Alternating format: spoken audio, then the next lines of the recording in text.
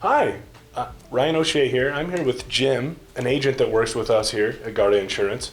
We end up getting a lot of questions about universal life, so we're going to take a deep dive into that today and just to explain some of how it works and some of the questions that you need answers for.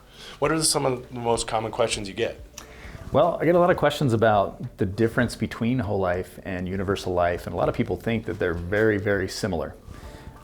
Unfortunately, they're not, but maybe you can talk about some of the more inherent risks involved with universal life versus whole life. Definitely. So there's definitely a higher risk of lapse for universal life policies. And the reason for that is there's a cost of insurance that's going on. They call it M&E, mortality and expense.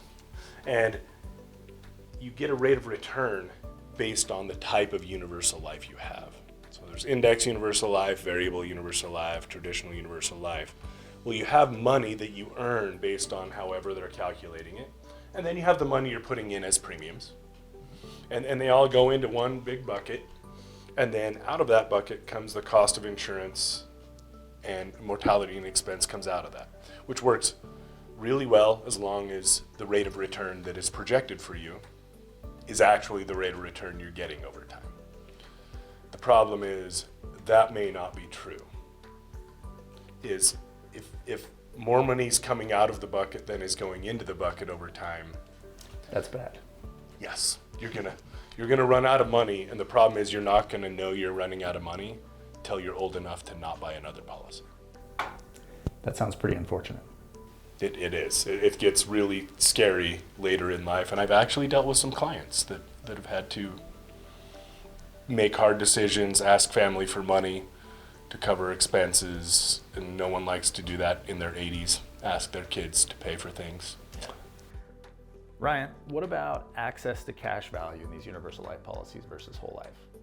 It's really different because there's something called a surrender charge and or a surrender period. And these go for anywhere from 5 to 20 years where you may not have access to all of your cash. Even though it may show a certain amount of cash value, you don't actually have access to all of it.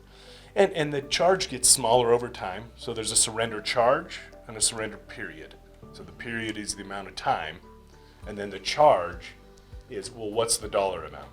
And does it start at 10% and then 9% and then 8%, or does it start higher and take longer to go away?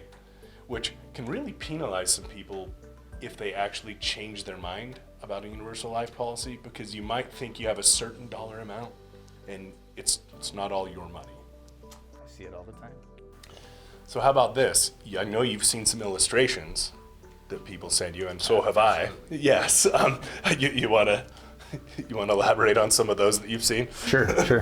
Yeah, I mean, I've seen a lot of illustrations where even the projected values in those illustrations will show lapse points, which folks don't always pick up on, and I don't think are really explained very well in those illustrations. So most of the time you can see those risks for yourself as illustrated in those policies. And it's just not really talked about, unfortunately. Yeah. So what else do you see outside of the M&E that is a risk in the universal life policies? So depending on which type of universal life, it's rate of return risk for the most part. Some of them are attached to interest rates, some of them are attached to the stock market, some of them are indexed to different indices out there. And if those are not performing over time, well then not enough money is going into the policy to cover things long term that way. And it's something sometimes hard for people to understand. We do life insurance for a living, not everyone does. So sometimes people get sold things that they might not understand. So what I would say is, for those of you out there who have these or considering buying these, or you have a policy with us and are just looking to ask questions around universal life and get an understanding of how it works, just reach out to us. We're happy to hop on and have a call with you, get on a Zoom, and go through anything you've bought, anything you're considering buying, or just give you an explanation on how universal life works.